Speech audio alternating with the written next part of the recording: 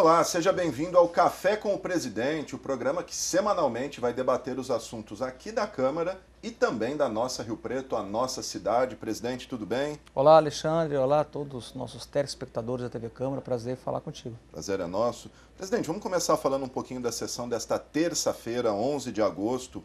Foram debatidos vários projetos. Eu destacaria aí o mais importante, talvez, um que garante a idosos acima de 70 anos 10 dias para a realização de exames ambulatoriais e laboratoriais na rede municipal de saúde. Queria que o senhor falasse um pouquinho dessas iniciativas importantes da Câmara.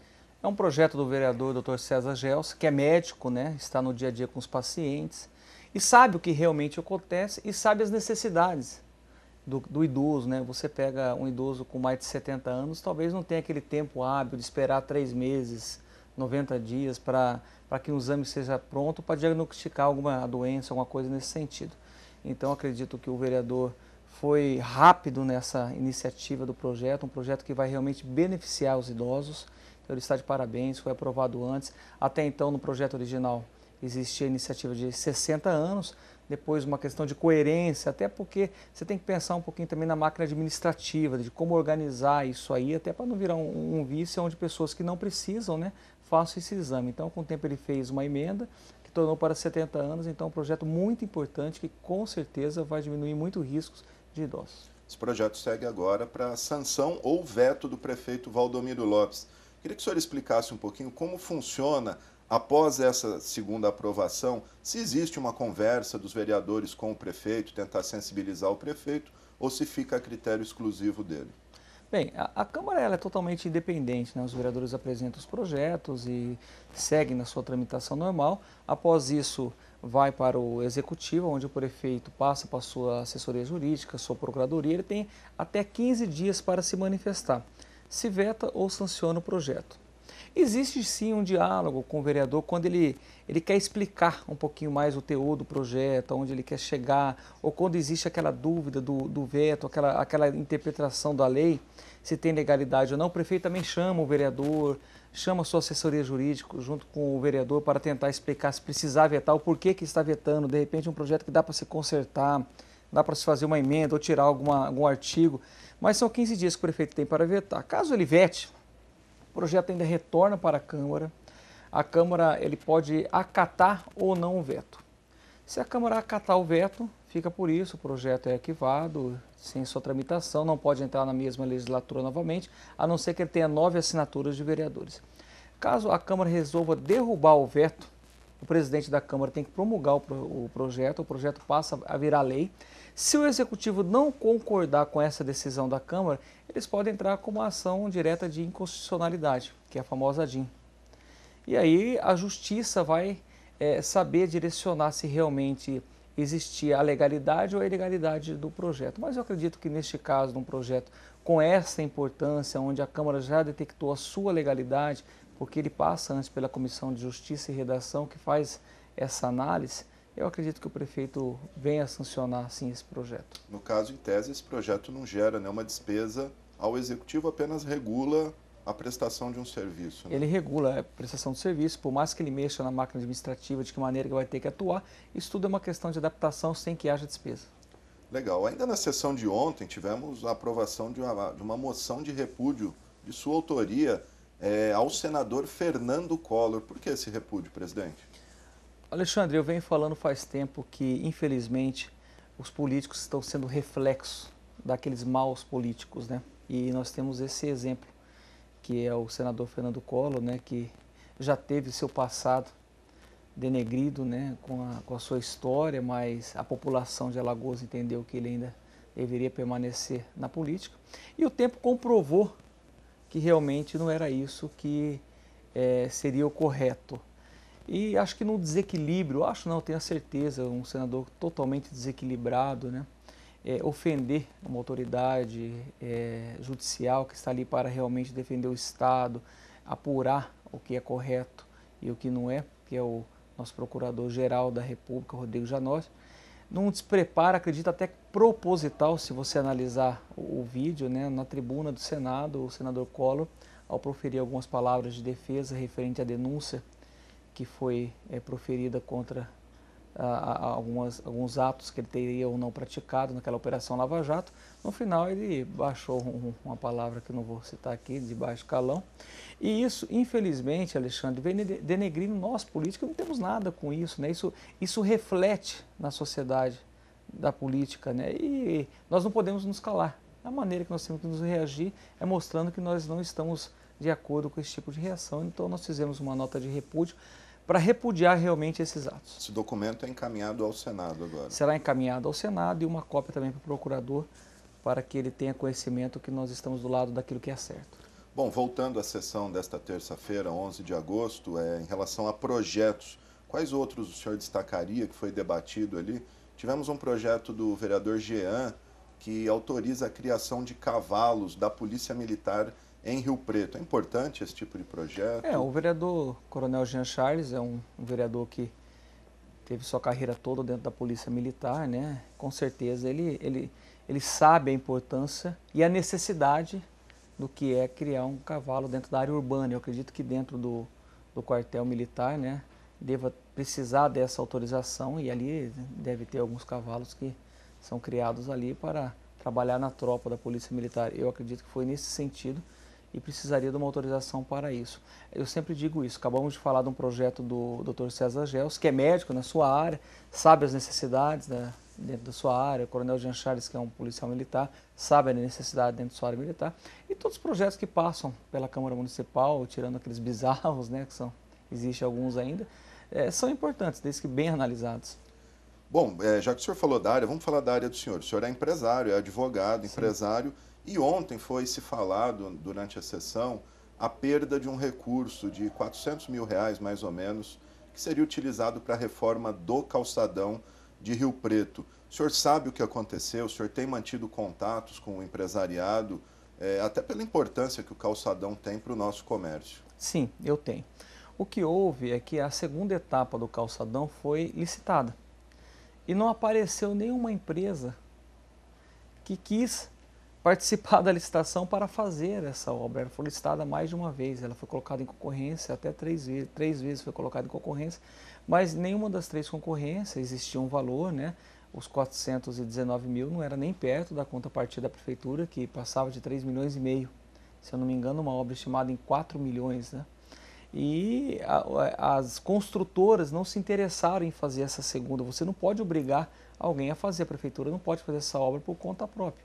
Então o dinheiro permanecia em caixa, as licitações foram abertas, não teve nenhum interessado a fazer. Eu acredito que o governo, nesse ajuste fiscal aí, precisa do recurso. Também existe um tempo hábil para você utilizar esse empenho que já tinha sido feito pelo governo federal. E eu conversei com o prefeito falou que é um recurso que se foi, mas se houver necessidade, existe a possibilidade de trazê-lo de novo. A dificuldade realmente é quem queira fazer da maneira que tem que ser feito esse calçadão, porque ele tem que ser feito de uma maneira que não atrapalhe os empresários também. Então são feitos por etapas, realmente é um transtorno danado para fazer. Ela é muito complexa, ela é um pouco subterrânea, então ela é cheia de novidades. Você não sabe quando você abre o que você faz. Quando foi feita a primeira etapa, a construtora que fez a primeira etapa, ela alega que teve um prejuízo para concluir essa primeira etapa. Então, tanto é que nem ela quis participar da segunda etapa. E é um desejo dos empresários essa revitalização, ou até pelo que o senhor disse, de atrapalhar o comércio, talvez o empresariado não esteja se empenhando muito? O próprio vereador Marco Rilo, se eu não me engano, disse que a CIRP estaria inerte nessa discussão, não estaria participando. Será que não tem muito interesse nessa obra? É um desejo, mas o comércio, o que o comércio vem enfrentando de 2 anos para cá, eles estão de mãos atadas. Vamos priorizar obras, não vamos priorizar dificuldade. O povo não está mais na rua querendo comprar o nosso calçadão, o nosso comércio central está com dificuldades de atrair pessoas para as compras. E eu acredito que uma obra, com certeza, vai, de vez de atrair, vai afastar, né, o consumidor para dentro das lojas. Então, é aquele quero não querendo. Então, eu acredito que existe uma dúvida, não tem aquele empenho realmente, queremos nesse momento. Claro que é um sonho, porque quando você revitaliza, você reforma a sua casa, aquele que você está no dia a dia, né?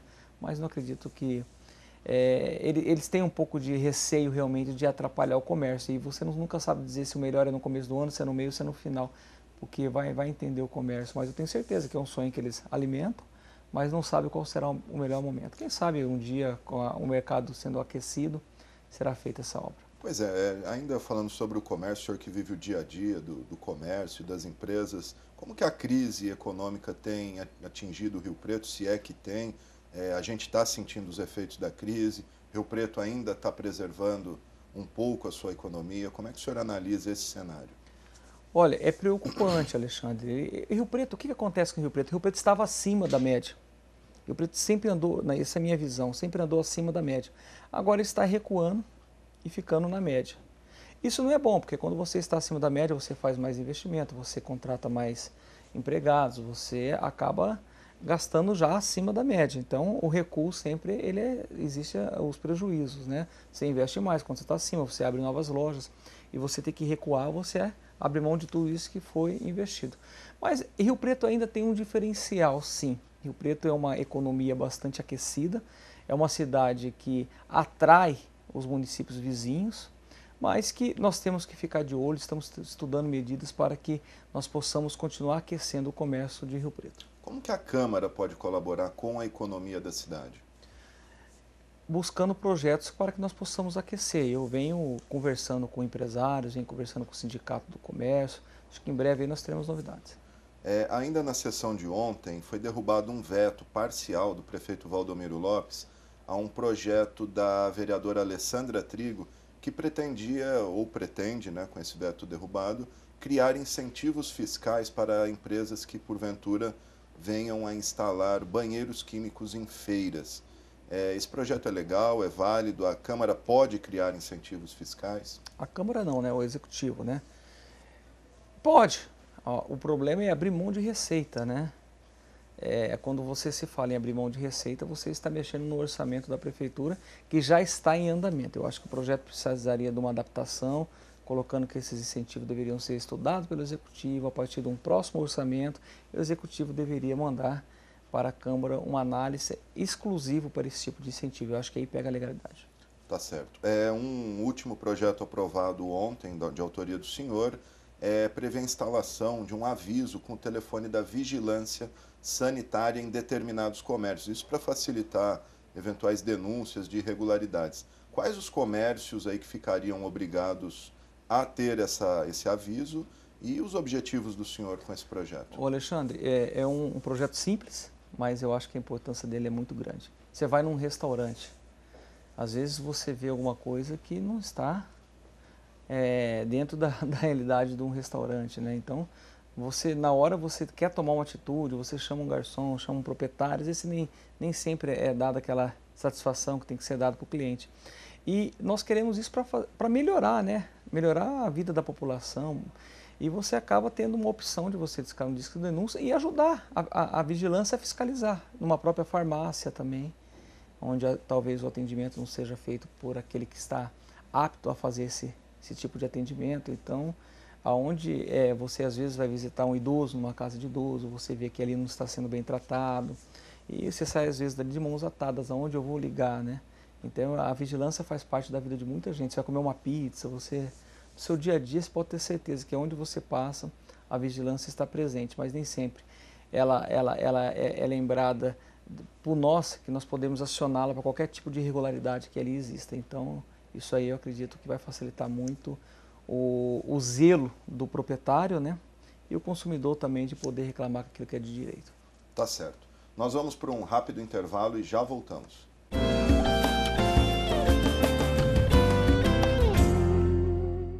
Atenção, ajude a sua prefeitura a combater a dengue. Tampe sua caixa d'água, limpe as calhas, não deixe acumular água parada. Colabore com o agente de saúde do seu município. Se estiver com sintomas da dengue, procure uma unidade básica de saúde.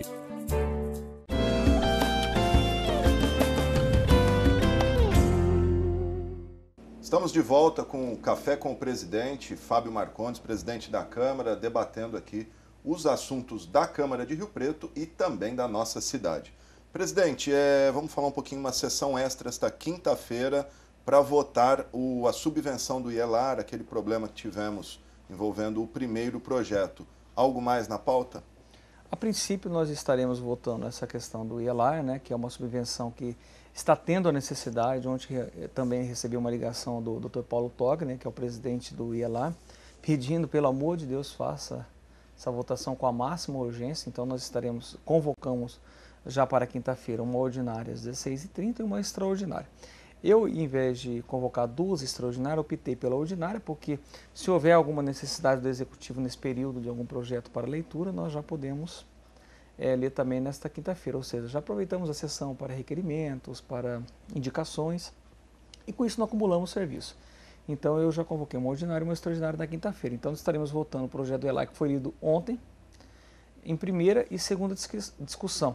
Acredito que assim, na sexta-feira, nós poderemos, o prefeito já pode sancionar e assim pagar.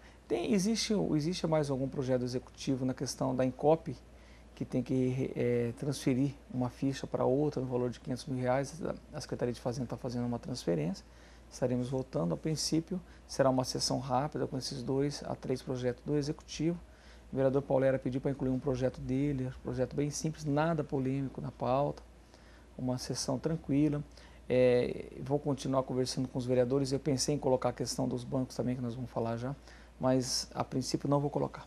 Aliás, tranquila tem sido as sessões ultimamente, né? Desde que o senhor assumiu, não tivemos aí maiores polêmicas, como verificado em anos anteriores. O que o senhor acredita isso? É a falta de projetos polêmicos mesmo?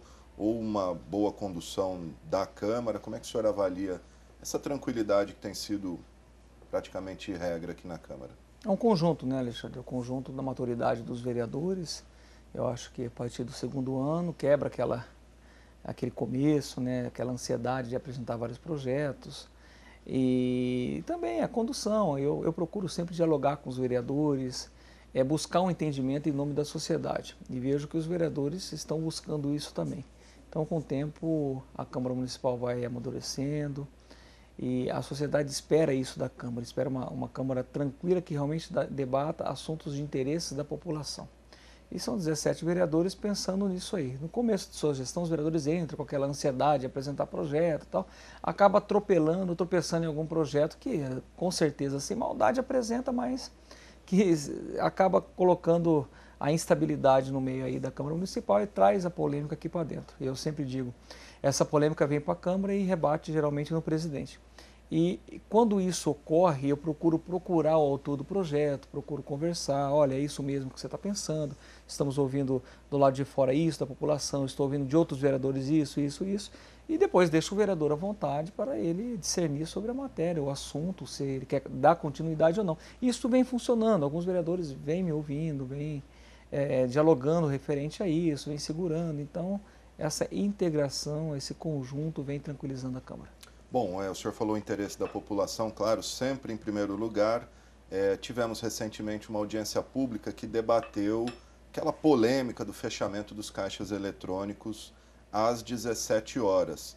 Nós tivemos esse debate, não houve ali um acordo entre bancos e vereadores, e paralelamente a isso temos um projeto do vereador Marinho, se eu não me engano, que quer obrigar a abertura dos caixas até às 22 horas. O senhor tem informações se o prefeito vai sancionar, vai vetar esse projeto? E como ficou essa questão dos bancos? Que você vê que a importância da Câmara Municipal, né, Alexandre? Um projeto da vereadora Alessandra Trigo. Em nenhum momento vejo que ela buscou alguma coisa contra a população. Eu vejo que ela buscou algo que pudesse realmente colocar mais segurança nos caixas eletrônicos, né? Os bancos entenderam que isso seria pior e dentro disso abriu-se um debate. E esse debate parou na Justiça, né? O Tribunal de Justiça entendeu que havia legalidade da Câmara Municipal, agora existe um recurso extraordinário no STF que não foi julgado, mas já sabemos e já entendemos que isso é prerrogativa da Câmara Municipal. E um debate, Alexandre, que vai ultrapassar fronteiras, pode ter certeza que no desfecho final isso aí vai explodir a nível nacional, que está me estranhando ainda não ter estourado essa bolha aí. Mas nesse interregno, nesse intervalo, o que ocorreu? Ocorreu que ficou aquela dúvida, os bancos fecham, os bancos não fecham, o que vai ocorrer? Os bancos vieram ameaçando, dizendo, se esse projeto prosseguir, nós vamos fechar, porque não vamos ficar tomando multa e nem depois ficarmos com um alvará cassado, alguma coisa nesse sentido. Então vamos fechar às 17 horas. Aquilo a população não entendeu direito, ficou totalmente contra a vereadora. E o vereador Marinho apresentou um projeto falando, não, às 17 vocês não vão fechar, nós vamos regulamentar o caixa eletrônico, não o expediente bancário para dentro da agência. Caixa eletrônica é uma prestadora de serviço, caixa é uma prestadora de serviço, o banco, não sabemos qual é o entendimento da justiça ainda. Então vocês vão ter que fechar às 22 horas. Apresentou-se um projeto, está na mão do prefeito, eu acredito que o prefeito venha sancionar esse projeto, com isso gera-se uma outra discussão. Neste meio termo, para que amanhã ou depois não sejamos pego de surpresa, eu entrei com outro projeto, colocando facultativo a abertura, a colocação ou não desses seguranças. Por quê? Caso haja uma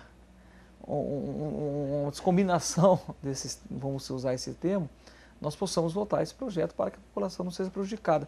E para embolar um pouco mais, né, algum sindicato entrou com uma ação aí, o promotor de justiça ontem, o Donizete, é isso? Isso, Doutor Donizete, Cláudio. Doutor Cláudio. Ele foi para cima defendendo os direitos do consumidor. Então fizemos audiência pública, vi que pedalamos, mas não conseguimos chegar numa conclusão. Abriu-se o diálogo, achei importante, as entidades, população, vereadores, a Febraban, que agradecemos pela presença. Depois disso não me ligaram mais, cortaram a conversa com a Câmara Municipal. Então eu não sei até onde vai chegar, eu sempre peço, não vamos levar isso para uma briga de vaidades, nem uma disputa de quem tem mais força, né? Porque não vai levar a lugar nenhum. O prejudicado maior será a população de Rio Preto. Lembrando que a Caixa tem uma liminar, né? A Caixa Econômica Federal tem uma liminar que impede a fiscalização da Prefeitura nesse caso, uma liminar que ainda vai ser analisada no mérito. Você vê, uma liminar que a Caixa conseguiu e as outras agências não entraram com o mesmo pedido, né, Alexandre? Sabe lá o que se passa, né? Por quê, né? Porque, né, nós somos como disse um vereador esses dias, né, em briga de elefante, quem sai prejudicado é a grama, né? Pois inclusive a Câmara tem conseguido vitórias importantes em termos de constitucionalidade de leis. Tivemos essa dos bancos e recentemente foi publicado um acórdão do Supremo negando recurso extraordinário à Fiesp em relação à lei aprovada aqui pela Câmara que corrigiu a planta genérica do município. É um bom sinal, visto que a Câmara, há um tempo atrás, foi alvo aí de muitos questionamentos por parte de constitucionalidade de projetos. É um sinal de respeito, né, e um sinal de autonomia que a Câmara tem que preservar e um ânimo para os vereadores que possam buscar novas leis, né? Isso eu vejo positivamente. A Justiça olhando com detalhes realmente aquilo que está se passando, não simplesmente dando despacho sem qualquer tipo de análise. Eu fico muito feliz com esse tipo de resultados. Uma mostra de força, o poder do Legislativo.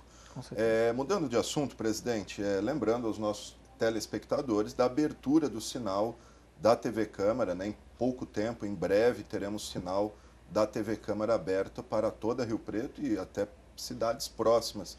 Queria que o senhor falasse como é que está o processo de montagem. Parece que hoje inicia-se a montagem do transmissor. Quais os prazos e a expectativa do senhor?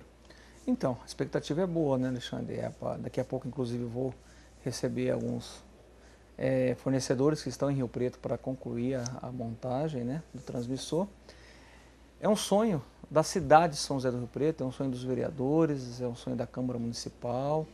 Eu acredito que em breve Rio Preto terá uma novidade aí, que é o canal aberto para todas as casas. E estamos na ansiedade para que isso ocorra, né? Você pensa um jornalismo sério, imparcial e com notícias realmente da nossa cidade, né? Com aquilo que impacta no dia a dia do nosso munícipe, né? Eu acho que vai ser um atrativo, vai ser uma novidade. Nós estamos com uma equipe bastante otimista, bastante agitada, né? E entusiasmada para que coloque-se isso no ar. Acho que vai ser um impacto para São José do Rio Preto. Eu tenho certeza que nossos telespectadores vão ter uma surpresa com o nosso canal aberto e teremos uma boa audiência para isso. Podem aguardar. Legal, lembrando que qualquer cidadão vai poder sintonizar o sinal da TV Câmara no canal 61, né? 61, canal 61.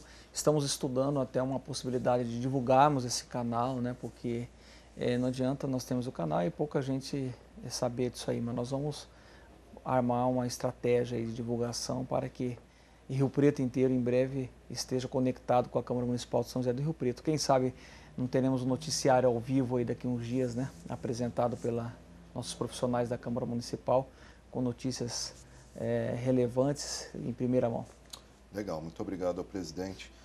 Falar um pouquinho, presidente Fábio Marcondes, desde que o senhor assumiu, o senhor tem implantado alguns protocolos de procedimentos na Câmara, própria questão de segurança em acesso a informações, questões de procedimentos gerais, não só por parte de funcionários, mas também de vereadores. Queria que o senhor falasse um pouquinho sobre esse método de trabalho, inclusive coordenado pelo diretor-geral, o Coronel Azor Lopes. Nós tivemos a felicidade de ter o Coronel Azor, uma pessoa que trabalhou mais de 30 anos no setor público, né, com a experiência vasta que ele tem, dentro até dos seus diplomas dentro da área pública.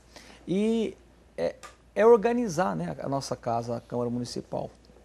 E são detalhes, viu, Alexandre, que fazem parte dessa organização.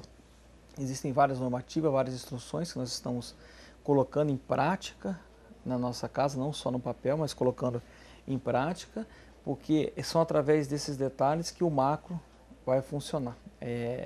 Ontem assinamos a instrução 002, né, que regulamenta, né, os usos da internet, os usos das nossas máquinas dentro da Câmara Municipal, onde disciplina, né, não só os funcionários efetivos, mas também os assessores e os vereadores. Isso aí no futuro vai fazer diferença nesses detalhes. E nossa gestão é voltada para a excelência, e excelência são feitas nos detalhes. É só os detalhes, fechando-se os detalhes, você vai chegar no macro. E é isso que nós estamos fazendo, porque esse reflexo vai servir para as próximas administrações.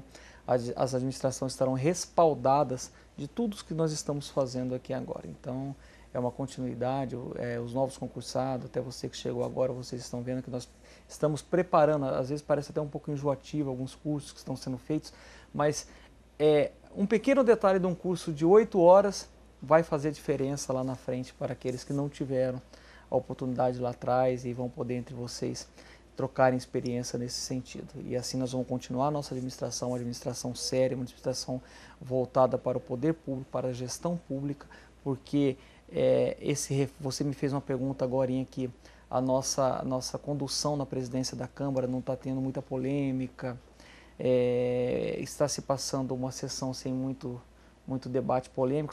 Isso aí já é consequência e já é reflexo da nossa administração. Eu acredito que dessa maneira que nós vamos resgatar a imagem da Câmara Municipal. Legal, a excelência não é só para a iniciativa privada, o poder público também merece e deve buscar a qualidade. Pelo contrário, a excelência tem que sair daqui, o exemplo tem que sair do poder público, porque nós estamos administrando com os olhos dobrados, né? Porque estamos administrando aquilo que não é nosso e que é gerado pela iniciativa privada. Maravilha, gente. Chegamos ao final do Café com o Presidente desta semana. Agradeço ao presidente Fábio Marcondes. Lembrando que toda quarta-feira um programa inédito e reprises ao longo da nossa programação. Muito obrigado a todos pela audiência e até lá.